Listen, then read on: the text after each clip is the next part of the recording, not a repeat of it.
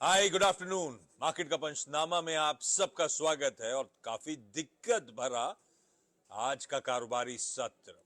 हम खुले ठीक ठाक थे क्योंकि यूएस से हैंडओवर बढ़िया था। 1/4 से 3/4% के बीच तीनों यूएस के बेंचमार्क्स मजबूती के साथ कामकाज कर रहे थे, तो खुले ठीक ठाक। एक समय 50-60 पॉइंट ऊपर था भारतीय बाजार शुरुआती ट्रेड में, पर फिर ऊपरी स्तरों से मुनाफा वसूली का दबाव। इस बार 25,000 के इर्द गिर्द के जोन से हम ठंडे पड़े और खासा दबाव, और ये किसी ने एंटिसिपेट नहीं करा होगा कि हम 200-250 पॉइंट गिरते हुए नजर आएंगे।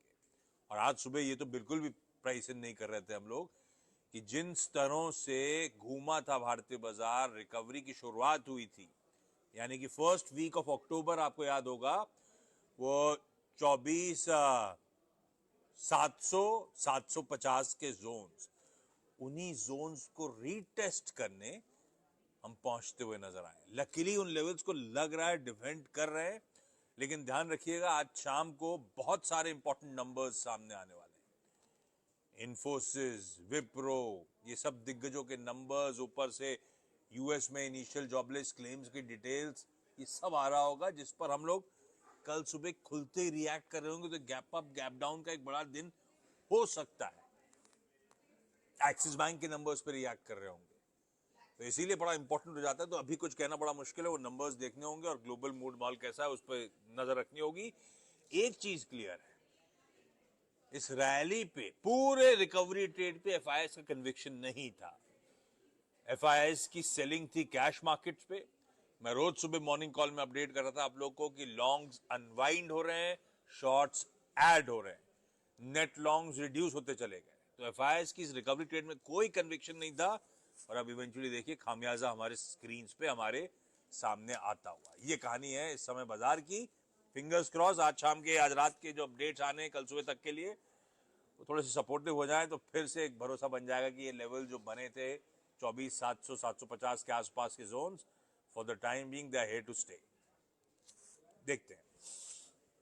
हाँ, आप लोग आवाज के सारे सोशल मीडिया प्लेटफॉर्म, चाहे वो यूट्यूब हो, ट्विटर हो, फेसबुक हो, थ्रेड हो, इंस्टाग्राम हो, जहां पे मौजूद हैं, जहां से देख रहे हैं, आप अपनी क्वेरीज भेजते रहिए। कोशिश करूंगा कुछ क्वेरीज का आज एड्रेस करूं। हो सकता है ज्यादा लोगों की क्वेरीज पे अपन बातचीत ना कर रहे हो, आने वाले दिनों में प्लीज आपने भेजते रहिएगा। अपन बदल बदल के स्टॉक्स ले रहे हैं, किसी दिन उस पर भी चर्चा करता चलूंगा।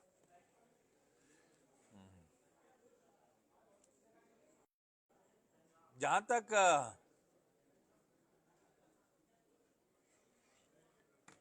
बजाज ऑटो की बात है, आज तो खैर दिक्कत वाला दिन था उसके लिए। भाई बजाज ऑटो के साथ इशू यह है कि वो stock was priced to perfection, room for error नहीं था यार। पिछले एक साल में डबल से ज्यादा हो चुका है वो स्टॉक। निफ्टी 50 का काउंटर डबल से ज्यादा रिटर्न्स दे चुका है, तो इसका मतलब बिल्कुल प्राइस टू परफेक्शन था। हुआ क्या, कल बाजार बंद होने बाद वाले नंबर्स जो आए थे, उसमें एक तो क्वार्टरली रिजल्ट्स जो थे वो एक्सपेक्टेशन से थोड़े से ठंडे थे, पर मेरे को लगता नहीं वो रिजल्ट्स बड़े चैलेंज था। उससे ज्यादा दिक्कत हो गई, कहते हैं ना, last straw on the camel's back, वो था कमेंट्री। और मैनेजमेंट स्पेसिफिकली ये कह रहा है कि ये फेस्टिव सीजन जो इनिशियल 10-15 दिन अब तक निकले हैं, उसमें एक्सपेक्टेशन से कहीं कम सेल्स हुई है। 5-6% मान के चल रहे थे, 1-2% की सेल्स हुई है। और बजाज के साथ वैसे अपने कुछ चैलेंजेस हैं, जैसे कि 125 सीसी का जो बहुत ग्रोइंग सेगमेंट बन गया आजकल, उसमें बाकी पियर्स की डोमिनेंस बढ़ रही है। इसीलिए बजाज वो 125 सीसी पे एक नया लॉन्च करने की भी तैयारी कर रहा था। तो खैर, बजाज के साथ इशू थे, प्राइस टू परफेक्शन था, इसीलिए करेक्ट हुआ है। पर एक बात सही है, बहुत इनिशियल रुझान है।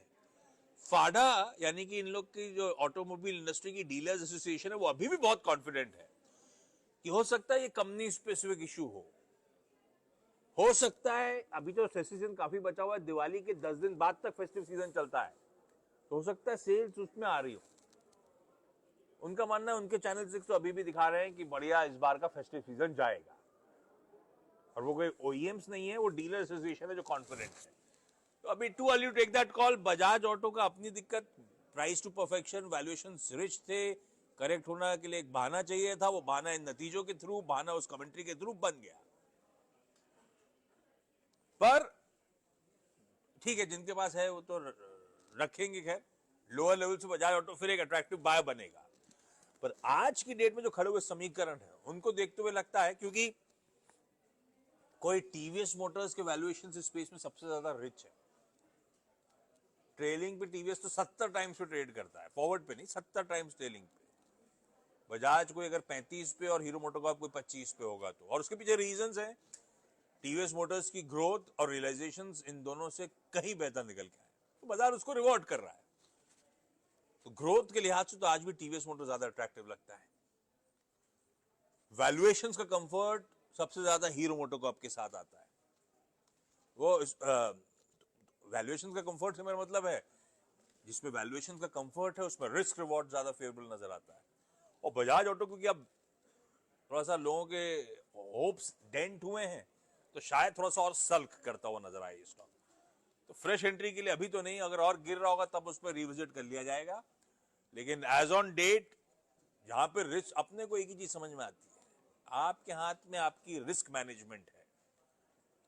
बाजार क्या देगा किसी को नहीं पता।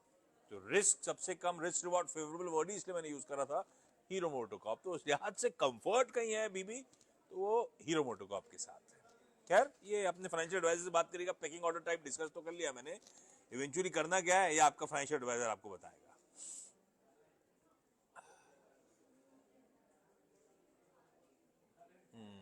अच्छा, ये जो केन्स है, अब केन्स के साथ सिर्फ केन्स की बात करना क्या है कि आप ईएमएस पूरी एज अ स्पेस बात करो।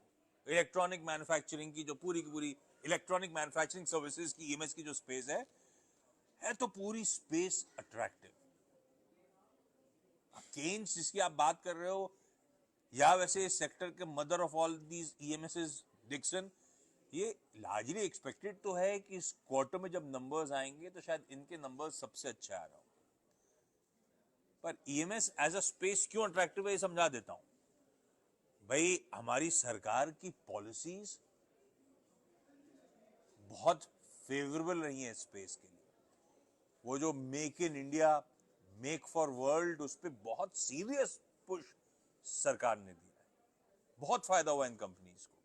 और दुनिया के लिए वो चाइना प्लस वन जो चला था, वो आज भी थीम तूल पकड़ी हुई है। आज भी मैन्युफैक्चरिंग एस्टेब्लिशमेंट यहाँ पे आ रहे हैं, तो चाइना प्लस वन वो सब ब्यूटीफुली इस प्लेस के लिए टेलविंड्स के तौर पे प्ले आउट हो रहा है। इसीलिए इलेक्ट्रॉनिक मैनेजमेंट सर्विसेज की स्पेस सबसे मतलब काफी अट्रैक्टिव है इस समय। अब उसमें जिसमें आपने सवाल उठाया केन्स का, ये ध्यान रखिएगा, स्पेस में एक ही इशू है, वैल्यूएशन रिच है, और मुझे लगता है ये वैल्यूएशन रिच ही रहने वाले हैं, क्योंकि जिस तरह की टेलविंड्स है। अब केन्स के लिए सबसे बड़ा इंटरेस्टिंग है कि सेमीकंडक्टर इकोसिस्टम पे सरकार अब तूल दे रही है, और केन्स को तो वो OSAT सेमीकंडक्टर्स के लिए उसकी अप्रूवल मिल गई है, यानी कि आउटसोर्स सेमीकंडक्टर असेंबली की और टेस्ट सर्विसेज प्रोवाइड करने की मंजूरी मिली है। तो इसीलिए वो केन्स मैसिव आउट परफॉर्म कर रहा है, और अभी तो सेमीकंडक्टर का बहुत चलन चला है इस देश में, तो केन्स उस लिहाज से बड़ा अट्रैक्टिव। डिक्सन की इसलिए बात करता हूं हमेशा, जब स्पेस की बात करता हूं, कंफर्ट सबसे बड़ा, सबसे लार्जर प्लेयर के साथ हमेशा रहा है मेरा। और देखिए किस तरह का रिटर्न दिया है। अपन कब से 11:30 के शो में बातचीत करते रहे डिक्सन टेक्नोलॉजीज की, इसमें नहीं करते थे, इसमें तो मार्केट पंचनामा तो अभी ऑफलेट शुरू करा है, अदरवाइज 11:30 पर डिक्सन की इसीलिए चर्चा करते थे। डिक्सन ने ब्यूटीफुली, जब ये कंपनी आई थी लिस्ट होने के लिए, तब से लेकर अब तक कैसी तस्वीर बदली है, कैसे ब्यूटीफुली इसने अपना दबदबा दिखाया मोबाइल्स में, मोबाइल मैन्युफैक्चरिंग में, और पूरा का पूरा ग्रोथ जो चैनलाइज हुई, असली जो जनरेट करी इसने ग्रोथ, वो मोबाइल मैन्युफैक्चरिंग से हुई। और अब ये आईटी हार्डवेयर की तरफ बढ़ चला है, वो लैपटॉप्स वगैरह जो बनाने का काम कर रहे हैं, डेस्कटॉप वगैरह जो, टैबलेट्स वगैरह जो बनाने का काम कर रहे हैं, माफ कीजिएगा, उसकी तरफ बढ़ रहा है। तो डिक्सन ने गजब करा है, ये दोनों कंपनी और ये पूरा स्पेस रिचली वैल्यूड है, इसमें कोई शक नहीं है। लेकिन शायद अभी भी लॉन्ग टर्म स्टोरीज इस पूरे स्पेस की इंटरैक्ट नजर आती है। तो केन्स हो, डिक्सन हो, या आपने कोई और ईएमएस प्लेयर चुना हो, मुझे नहीं लगता किसी में भी ऐसी कोई स्पेसिफिक दिक्कत है। इंडस्ट्री सेक्टोरल टेलविंड्स जबरदस्त है भाई साहब, और दुनिया भर में एक्सेप्टेंस है। कि इंडिया एक ऑल्टरनेट मैन्युफैक्चरिंग हब बनने को तैयार हो रहा है। इसीलिए आप देख रहे हैं कैसे ग्लोबल प्लेयर्स यहाँ आके मैन्युफैक्चरिंग टाइप्स, कोई एचपी से लेकर कोई एप्पल से लेकर सब कर ही चले जा रहे हैं, अपने खुद के एस्टैब्लिशमेंट्स यहाँ खड़े कर रहे हैं। तो ये टेलविंड सॉलिड है, रेड़ा आप रखिए इस पूरे स्पेस को।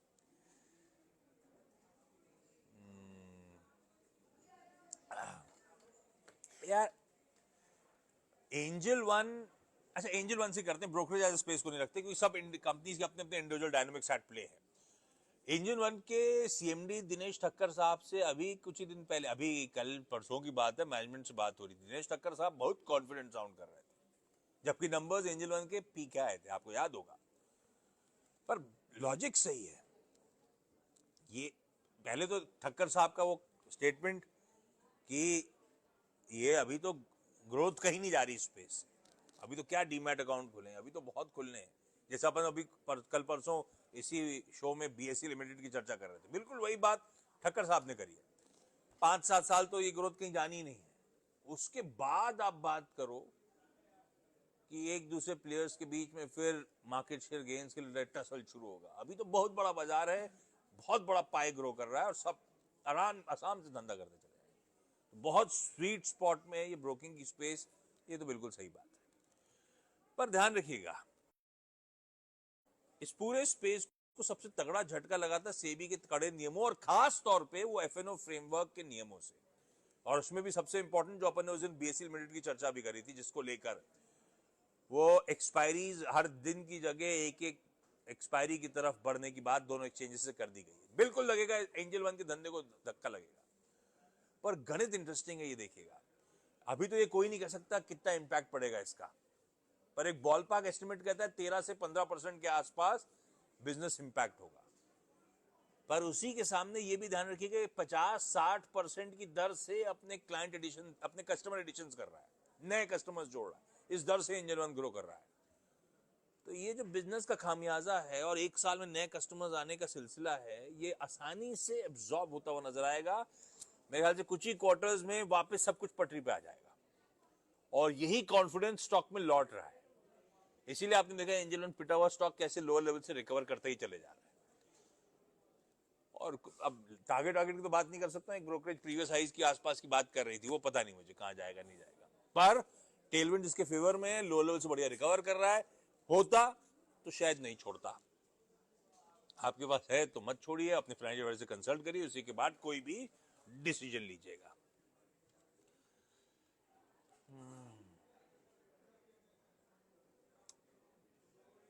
चलिए आज का एक लास्ट और पीवीआर आइनॉक्स, मैं इसकी कहानी समझाता हूं। थोड़ा सा टफ फेज से गुजर रही है कंपनी। Q1 में नतीजे खराब हुए थे, तब रीजन था कि भाई वो इलेक्शंस का टाइम है, वो आईपीएल, वो T20 वर्ल्ड कप का टाइम था। बिल्कुल ठीक है, उससे धंधा इंपैक्ट होता मल्टीप्लेक्सेस का। Q2 में जब आए तो परफॉर्मेंस सुधरा, पर क्या हुआ, क्या 20% की ऑक्यूपेंसी बढ़ के 25-26% की ऑक्यूपेंसी बनी, इससे ज्यादा नहीं सुधरा। सीक्वेंटली हालात फाइनेंशियल इंप्रूव जरूर हुए, पर मिनिस्क्यूल से हुए। जबकि कोई कौन कौन सी आई थी, वो साउथ की एक मूवी थी एनटीआर की, कल की स्त्री टू ने तो सारे रिकॉर्ड तोड़े थे, उसके बावजूद ऑक्यूपेंसीज में बहुत ज्यादा मीनिंगफुल अपटिक आया नहीं है। पर ये ध्यान रखिएगा, स्टॉक फिर क्यों बहुत कूल ऑफ नहीं हो रहा, क्यों लो लेवल से रिकवर कर गया, क्योंकि अब जो फेज आया है Q3 का, फेस्टिविटीज के बीच में, हॉलिडे पीरियड के बीच में, और उसके साथ साथ ध्यान रखिए कई सारी ब्लॉकबस्टर्स की रिलीज अब आ गए सामने। मेरे ख्याल से इस क्वार्टर में पुष्पा 2 आ रही होगी, मेरे ख्याल से इस क्वार्टर में वो भूल भुलैया 3 आने वाली है, और वो अभी मैंने ट्रेलर देखा उस दिन अजय देवगन की सिंघम। अब वो सिंघम कौन सी वाली वो याद नहीं आ रहा, सिंघम की जो आने वाली अगली फ्रेंचाइजी दिवाली की। तो ये ब्लॉक बड़ी बड़ी बिग बजट मूवीज सामने खड़ी हुई, मच अवेटेड मूवीज सामने खड़ी हुई, तो Q3 की स्लेट और बेहतर होती हुई नजर आएगी। तो जिनके पास है, मुझे लगता है होल्ड करना चाहिए अब, क्योंकि जब मैं कह रहा हूं सामने फेज अच्छा आ रहा है और ये स्टॉक प्योरली कुछ नहीं करता, क्वालिटी ऑफ कंटेंट पे डिपेंडेंट है, इसकी मजबूरी है। स्लेट जिसे कहते हैं ना अपन, क्वालिटी ऑफ कंटेंट पे डिपेंडेंट है। क्वालिटी ऑफ कंटेंट शायद अच्छा आने वाला है, होल्ड करिएगा, पर वो अच्छे कंटेंट के बावजूद क्या स्टॉक यहां से बहुत चल जाएगा? I doubt. इवन रिजल्ट्स के बाद जब ब्रोकरेज आई थी, ज्यादा से 10% का अपसाइड की बात कर रही थी। 10% के अपसाइड के लिए फ्रेश एंट्री तो नहीं बनती, ज्यादा से ज्यादा वो भी 10% के अपसाइड के लिए। तो जो है उनको तो होल्ड करना चाहिए, क्योंकि अब स्लेट इंप्रूव हो रही है। जो Q3 का फेज आ रहा है वो इंटरेस्टिंग है, पर क्योंकि टारगेट बहुत एग्रेसिव शायद यहां से निकल के ना आए, इसीलिए फ्रेश एंट्री शायद अवॉइड करनी चाहिए। अब आपने सिर्फ पीवीआर लिखा था तो मुझे नहीं पता फ्रेश एंट्री या पोर्टफोलियो के लिहाज से, तो मैंने दोनों के जवाब दे दिए। चलिए इस नोट पर समेटते हैं। आज थोड़ा सा दिक्कत वाला दिन था। वो बजाज ऑटो की कमेंट्री ने मूड बिगाड़ दिया सारे मार्केट्स का। नेस्ले का बड़ा खराब नतीजा आया, वो दिखा रहा है कि डिमांड एनवायरमेंट वहां पे भी फीका पड़ रहा है, अच्छा खासा फीका पड़ रहा है। एक ऐसी कैपिटल गुड्स मेजर एबीबी है, उसके ग्लोबल पेरेंट की कमेंट्री भी बड़ी खराब आ रही थी। तो आज थोड़ा सा दिन गड़बड़ा गया है। देखते हैं शाम के नतीजे और ओवरनाइट क्यूज कैसे रहते हैं। उसके बाद कल फिर रिपैच करूंगा आप लोगों के साथ सुबह 6:57 पे मॉर्निंग कॉल में, दिन के दौरान चैनल पे, और फिर शाम को 3:30 बजे अपन लोग इसी प्लेटफॉर्म पे वापस मुलाकात करेंगे। On that note, see you.